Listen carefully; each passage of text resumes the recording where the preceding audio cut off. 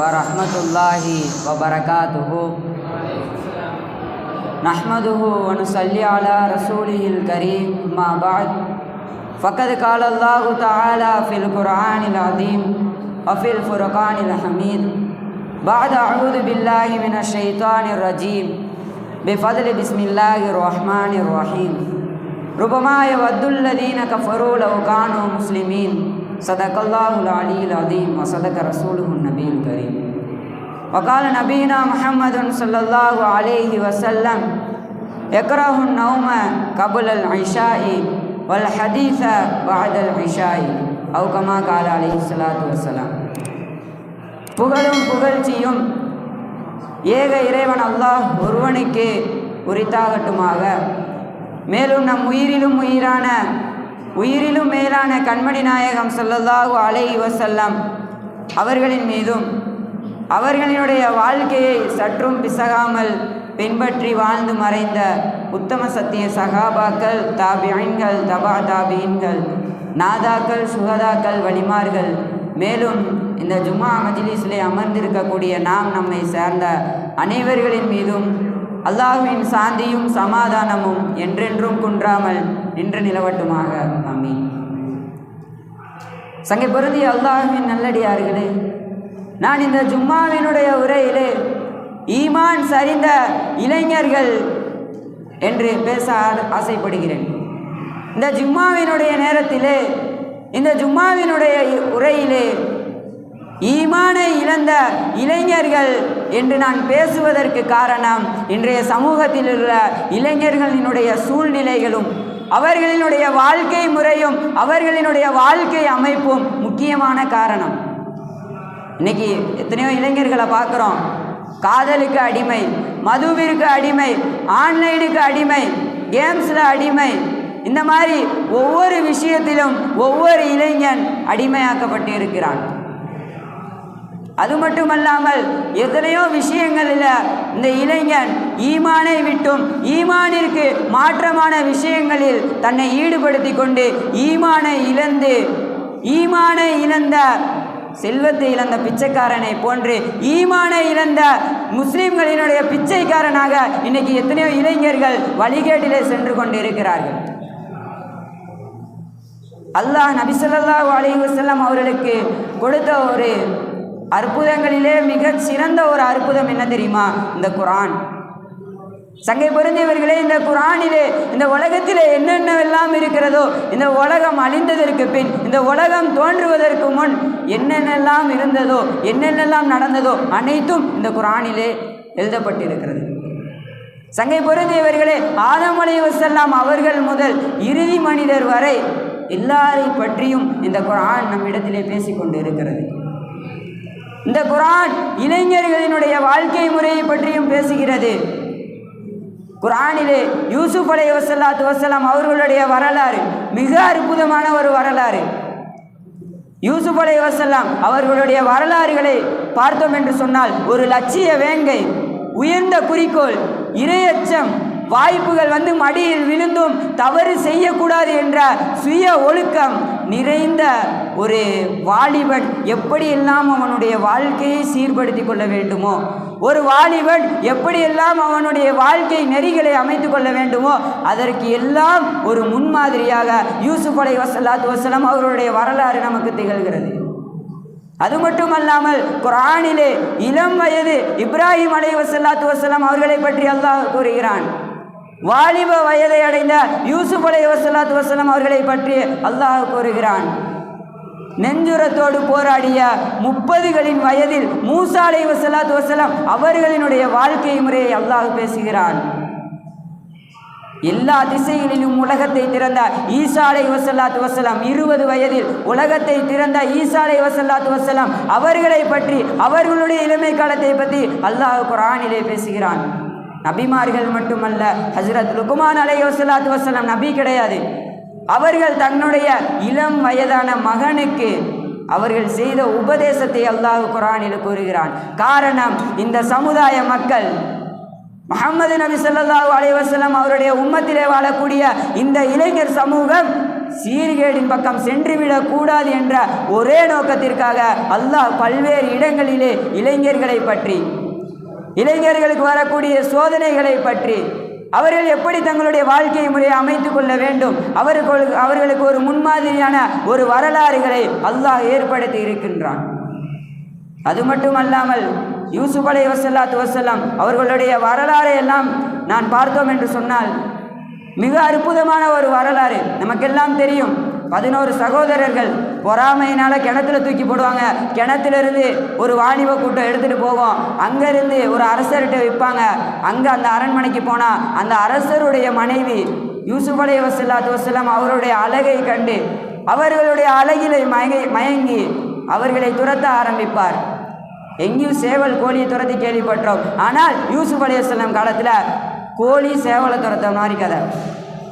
அவர்கள் அந்த மனைவி, அந்த அரசாட்சியினுடைய அந்த ராணி யூசுப் அலைஹிஸ்ஸலாத்து வஸ்ஸலாம் அவர்களை தன்பால் அமைத்து கொள்ள அவர்கள் நினைத்த பொழுது யூசுப் அலைஹிஸ்ஸலாம் அவர்கள் சொன்ன வார்த்தை இத்தகுல்லா, அல்லாஹ்விற்கு பயந்து கொள்ளுங்கள் என்று சொன்னார்கள்.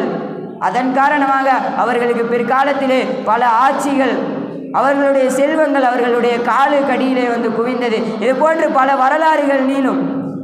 யூசுப் அலைஹிஸ்ஸலாம் என்ன, நம்மளுடைய நபி நாயகம் ஸல்லல்லாஹு அலைஹி வஸல்லம் அவர்களுடைய வாழ்க்கையை பார்த்தால் இளம் வயதிலேயே நபி அவர்கள் வாழ்ந்த அந்த மக்கா நகரம், நபியினுடைய வாழ்க்கை ஆரம்ப காலத்திலே அந்த மக்கா நகரத்தில் வாழ்ந்த மனிதர்களை மனிதர் என்றே சொல்ல முடியாது, அந்த அளவிற்கு மோசமான வாழ்ந்த மனிதர்கள், மிகவும் மோசமான மனிதர்கள். அவர்களுடைய நிலையை நம்மளுடைய வாயால் சொல்ல முடியாது, அந்த அளவிற்கு மோசமானவர்கள். பெண் குழந்தை பிறந்துருச்சுன்னு என்று சொன்னால் உடனே மண்ணை தோண்டி உயிரோடு அந்த கை குழந்தையை புதைத்து விடுவார்கள். ஒவ்வொரு பெண்மணிகளுடைய வீட்டிலும் விபச்சார கொடி கட்டி பறக்க விட்டிருந்தது. யாருக்கேனும் விபச்சாரம் செய்ய ஆசை இருந்தால் இந்த வீட்டுக்கு வாங்க அப்படின்னு ஒரு அடையாளத்துக்காண்டி அவர்களுடைய வீட்டு உச்சியில கொடி கட்டி பறந்து கொண்டிருந்தது, விபச்சாரத்தினுடைய கொடி. அது மட்டுமல்லாமல் ஒரு பெண் நடந்து போறா, இவங்க 2 பேர் சண்டை போடுவாங்க. அந்த பெண்ணோட மாசமாக இருந்துச்சுன்னா அந்த பெண்ணை பார்த்து சொல்லுவாங்களா, அந்த பெண்ணுடைய வயத்தில் ஆண் குழந்தை தான் இருக்குது அப்படின்னு சொல்லுவாராம். இன்னொருத்தர் சொல்லுவான், இல்லை அந்த பெண்ணுடைய வயத்தில் பெண் குழந்தை தான் இருக்குது அப்படின்னு சொல்லுவான். இப்போ இவங்க 2 பேர் சண்டை வந்தோடனே அந்த பெண்ணை பிடிச்சி அதோட வயிற்றை அறுத்து அதற்குள் இருக்கக்கூடிய குழந்தை ஆணா பெண்ணா என்று பார்க்கக்கூடிய மோசமான காலத்தில் நபி ஸல்லல்லாஹு அலைஹி வஸல்லம் அவர்கள் வாழ்ந்தார்கள். ஆனால் அந்த மனிதர்கள் கூட, அந்த காட்டு மிராண்டிகளாக இருந்த அந்த மனிதர்கள் நபி ஸல்லல்லாஹு அலைஹி வஸல்லம் அவர்களை என்ன சொன்னார்கள்? அஸ்ஸாதிக், இவர் உண்மையாளர் என்று சொன்னார்கள். நபி பட்டம் பெற்றதற்கு பின்னாடி அல்ல, நபியாக அவர்கள் ஆகுவதற்கு முன்னால வெறும் முஹம்மதாக இருக்கும்பொழுது அவர்கள் சொன்னார்கள், இவர் அஸ்ஸாதிக், இவர் உண்மையாளர் அப்படின்னு சொன்னார்கள். அல் அமீன், இவர் நம்பிக்கையாளர், அமானத்தை பேணக்கூடியவர். இப்படி நபி ஸல்லல்லாஹு அலைஹி வஸல்லம் அவர்களுக்கு அந்த காட்டு மீராண்டிகள் வைத்த பெயர் அஸ்ஸாதிக் அல் அமீன். சங்கை பொருந்தியவர்களை நான் சிந்தித்து பார்க்க வேண்டும். நபி ஸல்லல்லாஹு அலைஹி வஸல்லம் அவர்களுடைய இளம் வயதை எப்படி கழித்திருப்பார்கள் என்பதை, அவர்கள் வாழ்ந்த அந்த முறை, அவர்களுடைய இளம் வயதை அவர்கள் அமைத்து கொண்ட அந்த முறை, அந்த மனிதர்கள் கூட அஸ்ஸாதிக் அல் அமீன் என்று கூப்பிட்டார்கள் என்று சொன்னால், நபியினுடைய வாழ்க்கை என்பது, நபி பட்டம் பெறுவதற்கு முன்னால் அவர்களுடைய வாழ்க்கை என்பது எப்படி இருந்தது என்பதை நாம் சற்று சிந்தித்து பார்க்க வேண்டும். ஒரு முறை நபி ஸல்லல்லாஹு அலைஹி வஸல்லம் சின்ன பிள்ளை ஒரு கல்லை தூக்கிட்டு போய் ஒரு இடத்துல வைக்கிற வேலை பார்த்துட்டு இருக்காங்க.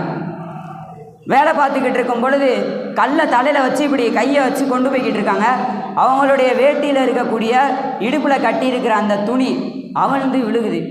உடனே நபி அவர்கள் அந்த கல்லை கீழே போட்டு, துணி கீழே விழுந்துருச்சு, அப்படியே உட்காந்து அந்த துணியை வச்சு தன்னை போர்த்தி கொண்டார்கள். யாரும் தன் மர்மஸ்தானத்தை பார்த்து விடக்கூடாது என்ற காரணத்திற்காக அவ்வளவு வெட்கமுடையவராக, அவ்வளவு உண்மையாளராக, நம்பிக்கைக்குரியவராக நபிகள் நாயகம் ஸல்லல்லாஹு அலைஹி வஸல்லம் அவர்கள் தன்னுடைய இளம் வயதிலே திகழ்ந்தார்கள் என்பதை நாம் மறந்துவிடக்கூடாது.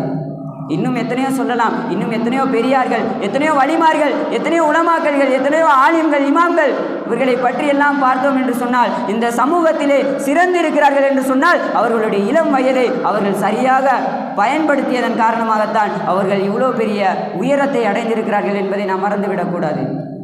அது மட்டுமல்லாமல் இன்றைய இளைஞர்களுடைய நிலைமை இன்றைக்கு எப்படி இருக்கிறது என்பதை நாம் சற்று சிந்தித்து பார்க்க வேண்டும்.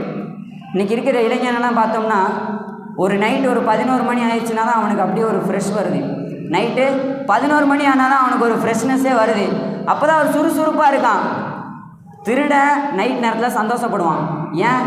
அவனுக்கு அப்போ தான் திருடக்கூடிய அந்த சூழ்நிலைகள் கரெக்டாக இருக்கும். அப்போ திருடினா தான் யார்ட்டையும் மாட்ட மாட்டோம். அப்படிங்கிற நேரத்தில் அவன் அந்த இருள் சூழ்ந்த அந்த இரவை அவன் தேர்ந்தெடுக்கிறான். எதற்காக? திருடுவதற்காக. அந்த இருள் நேரம், அந்த இரவு வந்துவிட்டது என்று சொன்னால் அவனுக்கு ஒரு சந்தோஷம் இருக்கும். அதே மாதிரி பல தவறுகள் செய்யக்கூடியவர்கள், விபச்சாரம் செய்யக்கூடியவர்கள், மது அருந்துபவர்கள், கொள்ளை அடிக்கக்கூடியவர்கள், கொலை செய்யக்கூடியவர்கள், இப்படி எந்த தவறு செய்பவர்களாக இருந்தாலும் நைட்டில் தான் செய்வாங்க. ஏன்னா அந்த நேரம் அவர்களுக்கு பிடித்தமான நேரம். அந்த நேரம் வந்துருச்சுன்னா அவங்களுக்கு ஒரு சந்தோஷம் இருக்கும். இதற்கு அப்படியே மாற்றமாக பார்த்தோம்னா வலிமார்கள், அவுலியாக்கள், நபிமார்கள், இமாம்கள், இவர்களும் இரவு நேரம் வந்தால் சந்தோஷம் அடைவார்கள். இரவிலே அல்லாஹ்விடத்திலே நான் வணங்க வேண்டும். அந்த யாரும் இல்லாத அந்த தனிமையிலே நான் என் ரப்புவிடம் பேச வேண்டும். அவனிடத்திலே என் குறைகளை சொல்லி என்னை சரி செய் என்று நான் அவனிடத்திலே கேட்க வேண்டும் என்பதற்காக இமாம் அவர்கள் இரவு நேரங்கள் வரும் பொழுது, வலிமார்கள், அவுலியாக்கள், நபிமார்கள் எல்லாம் இரவு நேரம் வரும் பொழுது சந்தோஷம் அடைந்தார்கள். ஆனால் இன்னைக்கு நம்ம பையன் எதுக்கு சந்தோஷம் அடைகிறானே தெரியல. இரவு ஒரு 11 மணி ஆயிடுச்சுன்னா ஃபோன் எடுப்பான். நைட்டு ஃபுல்லாக பார்ப்பான். 1 மணி 1:30 வரையும் அந்த ஃபோன் எப்போ மவுத்தாக போதோ அது வரையே பார்ப்பான். சார்ஜ் எல்லாம் தீரும்போது, சார்ஜ் அப்படியே குறையும் போது இவனுக்கு பல்ஸு கூடும். ஆகா குறைய போகுது, சீக்கிரம் நம்ம பார்த்தது எல்லாத்தையும் டெலீட் பண்ணணும், சர்ச் பண்ணது எல்லாத்தையும் டெலீட் பண்ணணும், இல்லாட்டி காலையில் யாராச்சும் பார்த்துருவாங்க, எல்லாத்தையும் உட்காந்து டெலீட் பண்ணுவான். எல்லாத்தையும் டெலீட் பண்ணிவிட்டு அந்த 1% வந்தோடனே தூக்கி போட்டு படுத்துருவான். சங்கை பொருந்தியவர்களை நான் எதற்காக சொல்கிறேன் என்று சொன்னால், இன்றைக்கு இந்த இளைஞர்களினுடைய வாழ்க்கை நெறிமுறை என்பது இந்த அளவிற்கு மோசமாக இருக்கிறது. நபி ஸல்லல்லாஹு அலைஹி வஸல்லம் அவர்கள் கூறுவார்கள், எக்ரஹுன் நௌம கபுலல் இஷாஇ, நீங்கள் இஷா தொழுகைக்கு முன்னால் தூங்காதீர்கள். வல் ஹதீஸ பஅதல் இஷாஇ, இஷாவிற்கு பின்னால் நீங்கள் பேசாதீர்கள் என்று நபி ஸல்லல்லாஹு அலைஹி வஸல்லம் அவர்கள் கூறுகிறார்கள். ஆனால் இன்றையுடைய நிலைமை அப்படியா இருக்குது. இன்றையினுடைய இளைஞர்களுடைய வாழ்க்கை நெறிமுறை அப்படியாக இருக்கிறது. இன்னைக்கு இரவை ஃபுல்லாக பகலாக்கிறான், பகலை ஃபுல்லாக இரவாக்கிறான். நபி ஸல்லல்லாஹு அல்லாஹ் இரவை பற்றி சொல்லும் பொழுது குர்ஆனில் ஏராளமான இடங்களில் பகல், இரவு, மழை, வெயில், இந்த மாதிரி பல விஷயங்களை பற்றி அல்லாஹ் கூறும் பொழுது அல்லாஹ் சொல்லுவான், வமிர் ரஹ்மதிஹி ஜஅல லகுமுல் லைல லிதஸ்குனு ஃபீ வன்னஹார முப்ஷிரா, இரவை உங்களுக்கு நான் ரஹ்மத்தாக ஆக்கி வைத்திருக்கிறேன், பகலை உங்களுக்கு உழைப்பதற்கான நேரமாக நான் ஆக்கி வைத்திருக்கிறேன். அல்லாஹ் சொல்கிறான், இரவு நமக்கு ஓய்வெடுப்பதற்கு, பகல் என்பது நமக்கு உழைப்பதற்கு. ஆனால் இன்றைய சூழ்நிலை அதற்கு மாற்றமாக இருக்கிறது என்பதை சற்று நாம் வருத்தப்பட வேண்டிய ஒரு விஷயம். நபி ஸல்லல்லாஹு அலைஹி வஸல்லம் அவர்கள் சொன்னார்கள்,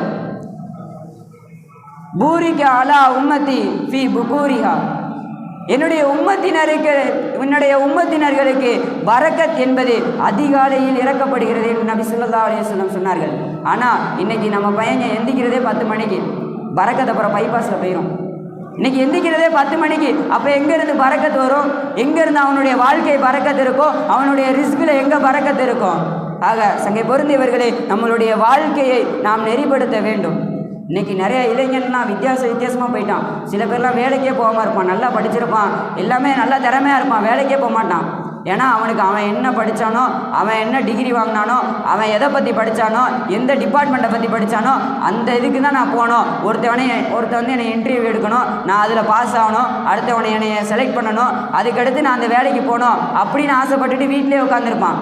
நம்ம கூப்பிட்டு கேட்டோம்னா என்ன தெரியுமா சொல்லுவாங்க, அப்பா படித்து முடிச்சுட்ட, சரி இப்போ என்ன செஞ்சிட்ருக்க அப்படின்னு கேட்டால், நான் அத்தா கூட அப்படியே வேலை பார்த்துட்ருக்கேன் அப்படின்னு. ஓ, அத்தா என்ன வேலை பார்க்காரு? அத்தா சும்மா தான் இருக்காரு.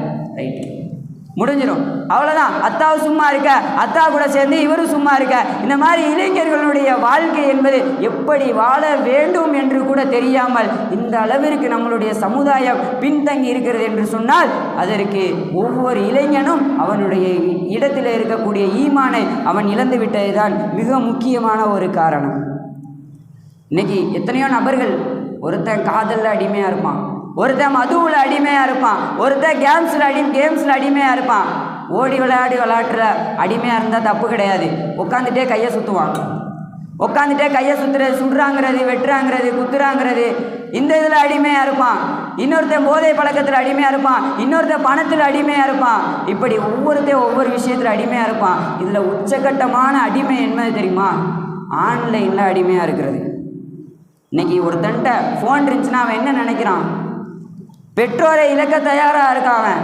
எனக்கு பெற்றோர் தேவையில்லை, எனக்கு அத்தா தேவையில்லை, எனக்கு அம்மா தேவையில்லை, தம்பி தேவையில்லை, எனக்கு ஃபோன் தான் என் தம்பி. அவன் மட்டும் இருந்தால் போதும், நானும் அவனும் சந்தோஷமாக வாழ்ந்துருவோம். அவன்கிட்ட ஃபோனை பிடுங்குங்களேன், ரூ போன மாதிரி ஃபீல் பண்ணுவான். ஆக எதற்காக சொல்கிறேன் என்று சொன்னால், இந்த ஆன்லைனில் அடிமையாக்கி இருக்கிற உச்சகட்டமான அடிமை இந்த ஆன்லைனில் அடிமையாகிறது தான். இன்றைக்கு சர்வே விஞ்ஞான ஆய்வு என்ன சொல்லுதுன்னா, இந்த மொபைலில் அதிகமாக ஆபாசத்தை தான் தேடுகிறார்கள். இளைஞர்களினுடைய பயன்பாட்டை மட்டும் கணக்கெடுத்து அந்த சர்வே விஞ்ஞான ஆய்வு சொல்லுது, இளைஞர்கள் பயன்படுத்தக்கூடிய 70% அவர்கள் தேடுவது ஆபாசத்தை மட்டும்தான் என்று சர்வே விஞ்ஞான ஆய்வு நமக்கு சொல்லுகிறது. 70% ஆபாசத்தை தேடுகிறான். அப்புறம் நைட்டு 1 மணிக்கு என்ன அவன் சுதேசி கிராத்தா கேட்டுட்ருப்பான், இல்லை சதீரஜத் பயானா கேட்டுட்ருப்பான். இன்னைக்கு எத்தனையோ விதமான தவறுகள் நடந்து கொண்டிருப்பது காரணம், நான் சொல்ல வருவது, உங்களுடைய ஈமானை நீங்கள் இழந்து விடாதீர்கள். அது மட்டுமல்லாமல் இன்னைக்கு மனச்சிதைவுபட்டு பேசுகிற மனவியல் வல்லுநர்கள் என்ன தெரியுமா சொல்கிறாங்க? ஆன்லைனில் அதிகமாக இளைஞன் தாக்கி இருக்கான், அதிகமாக அந்த ஆன்லைன் மூலம் தாக்கப்பட்டு இருக்கிறான் அவன். அதனால்தான் அவனுடைய மூளைகளினுடைய ஆய்வு என்பது குறைந்து கொண்டே வருகிறது, அவனுடைய யோசிக்கும் திறன் என்பது குறைந்து கொண்டே வருகிறது. காரணம், அவன் அடிமையாகி இருக்கின்ற அந்த ஆன்லைன். இன்னைக்கு நம்ம பார்க்குறோம், பசங்களை மட்டுமல்ல பெண்களையும் இன்னைக்கு பார்க்குறோம். இந்த புள்ள நைட்டு 1 மணிக்கு அவனுக்கு அஸ்ஸலாமு அலைக்கும் மெசேஜ் அனுப்பும். அவன் சும்மா இருப்பானா? வா அலைக்கும் முஸ்ஸலாம் வ ரஹ்மத்துல்லாஹி வ பரக்காத்துக்கு தனித்தனியாக அனுப்புவான். அதை பார்த்துட்டு பேச ஒருத்தன் உன்னிடத்திலே பெண்களுக்கு என்ன தெரியுமா? தன் பெற்றெடுத்த பெற்றோர்கள், தன்னை வளர்த்த தன் தந்தை, தன்னை பெற்றெடுத்த தன் தாய், நம் வீட்டு உறவினர்கள், என் சகோதரி, என்னுடைய அக்கா, என் தங்கச்சி சொல்லாத ஒரு வார்த்தையை அவன் சொல்லிவிட்டான். என்ன தெரியுமா சொல்லியிருப்பான்? நீ ரொம்ப அழகா இருக்க. இந்த ஒற்றை வார்த்தைக்காக தன்னுடைய தந்தை, இந்த வார்த்தையை என் தந்தை சொல்லலை என்றார், இந்த வார்த்தையை என் தாய் என்ற சொல்லலையே, இந்த வார்த்தையை என் சகோதரி என்ற சொல்லலையே, இந்த வார்த்தையை என் அண்ணன் என்ற சொல்லலையே, இந்த வார்த்தையை என் தம்பி என்று சொல்லலையே, இவன் சொல்லிட்டானே நான் அழகா இருக்கேன்னு. அந்த ஒற்றை வார்த்தை அந்த பெண்களினுடைய மனதை பாதிக்கிறது என்று சொன்னால், இன்னைக்கு பெண்களினுடைய ஈமான் என்பது மிகவும் பலகீனமாக இருக்கிறது. அது மட்டுமல்லாமல் இன்றைக்கு பார்க்கிறோம், எத்தனையோ விதமான பாலியல் ரீதியான தவறுகள் இன்னைக்கு நம்மளுடைய சமுதாயத்திலே அதிகமரித்து கொண்டிருக்கிறது என்று சொன்னால், அதற்கு முக்கிய காரணம் இந்த ஆன்லைன் தான். இந்த ஆன்லைனில் எவன்கிட்ட பேசுகிறோம்னே தெரியாது, எவன் நம்மகிட்ட பேசுகிறான்னு தெரியாது, ஆனால் பேசுகிறோம். இதனால தான் பலவிதமான பாலியல் ரீதியான தொல்லைகள், பாலியல் ரீதியான தவறுகள் நடப்பதற்கு மிக முக்கியமான காரணம் இந்த ஆன்லைன் மட்டும்தான். இன்றைக்கெல்லாம் திருமணங்களை பார்க்குறோம், வீடியோ எடுத்து போடுறான். இந்த பக்கம் முஸ்லீம் பையன் உட்காந்துருக்கான், முஸ்லீம் பேரண்ட்ஸ், அத்தா தொப்பி போட்டிருக்காரு, அம்மா புர்கா போட்டிருக்கு, எல்லாம் அந்த பக்கம் நிற்காங்க.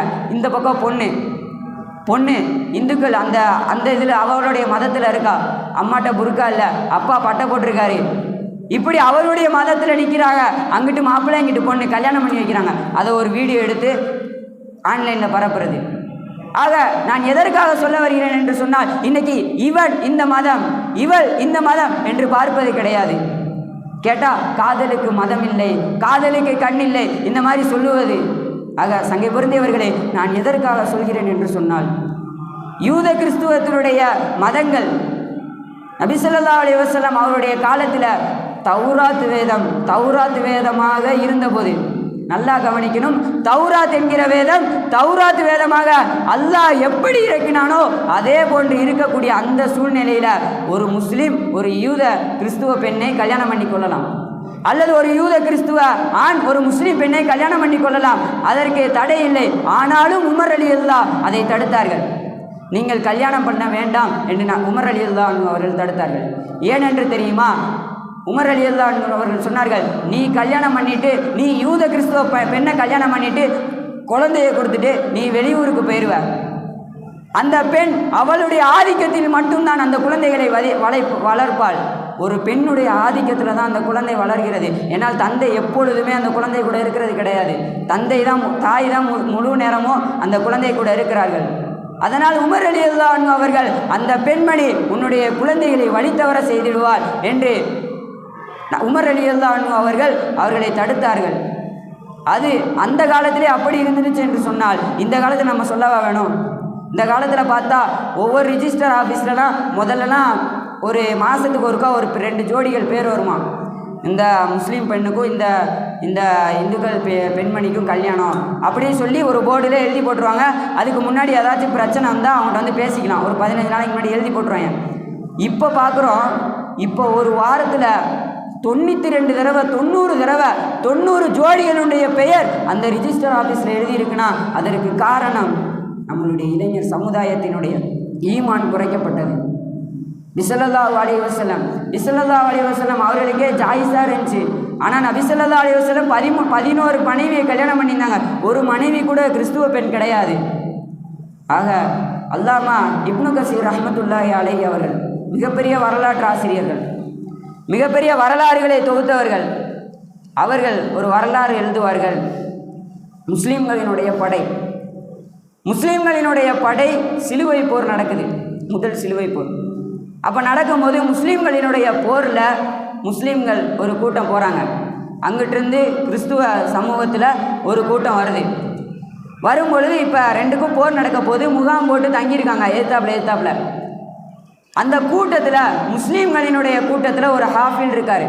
அந்த போரில் தொழுகை வைக்கிறதுக்காக அந்த போர் செய்யக்கூடிய முஜாஹிதீன்களுக்கெல்லாம் தொழுகை வைப்பதற்காக ஒரு ஹாஃபில் வந்திருக்காரு கூட. இவர் என்ன செஞ்சுருக்காரு, அப்படியே தினமும் நைட் நேரத்தில் வெளியே சும்மா நடந்துக்கிட்டே இருப்பார். நடந்துகிட்டே இருக்கும்போது அந்த பக்கம் யூத கிறிஸ்துவ அந்த சிலுவை போர் நடக்க அங்கே ஒரு கிறிஸ்துவ பெண் அப்படியே நடந்துகிட்டே இருந்தாங்க. இவரும் அவளை பார்த்துருக்கு, அவளும் இவரை பார்த்துருக்கு. இப்படி 2 பேர் பார்த்துட்டே இருந்திருக்காங்க. பெண்கள்லாம் இப்போ நம்மளே சும்மா பார்த்தோம்னா திருப்பி இவன் பார்க்குறானே அப்படின்றக்காண்டி போக மாட்டாங்க. ஒருத்தன் பார்த்தான்ல அப்படின்னு திருப்பி அதே வழியிலே வருவாங்க. அந்த மாதிரி அவங்களும் இவர் பார்க்குறாரு அப்படின்னு சொல்லிட்டு திருப்பி அதே வழியில் வராங்க. அப்படியே மாறி 2 பேரும் பார்க்குறாங்க. பார்த்து அவர்களுக்குள்ள வளர்ந்துருச்சு காதல். இவர் என்ன செஞ்சிட்டாரு, நைட்டோட நைட்டா சரி இந்த பொண்ணு நல்லா இருக்குது அழகில் மயங்கிட்டு அந்த பக்கம் போயிட்டார், கிறிஸ்துவ மதத்துக்கு போயிட்டார். போன உடனே அந்த பெண்மணி இவரும் அங்கேருந்து வேறு இடத்துக்கு ஓடி போயிட்டாங்க. போர் எல்லாம் முடிஞ்சதுக்கப்புறம் முஸ்லீம்களுக்கெல்லாம் ஒரு இதாகிடுச்சு. என்னடா இவரை காணுமே, இவர் எங்கே போனார், போரில் எதுவும் ஷஹீத் ஆகிட்டாரா, உடம்பையும் காணோம், இல்லை யாரும் தூக்கிட்டு போயிட்டாங்களா, இல்லை கிறிஸ்துவ மதம் எங்கிட்டும் சிறை பிடிச்சிட்டு போயிட்டாங்களா, எதுவுமே தெரியல. சரி அப்படின்னு சொல்லிட்டு ஃபுல்லாக தேடி பார்த்துட்டு சரின்னு போயிட்டாங்க. போயிட்டு 2 வருஷம் கழித்து திருப்பி சிலுவை போர் நடக்குது. திருப்பியும் அதே போன்று அந்த சிலுவை போர் நடக்கும் பொழுது முஸ்லீம்கள் எல்லாம் வந்து நிற்கிறாங்க. போர் நடக்க போகுது. அந்த வரிசையில் பார்த்தா அந்த முதல் வரிசையில் அந்த ஹாஃபில் நிற்காரு.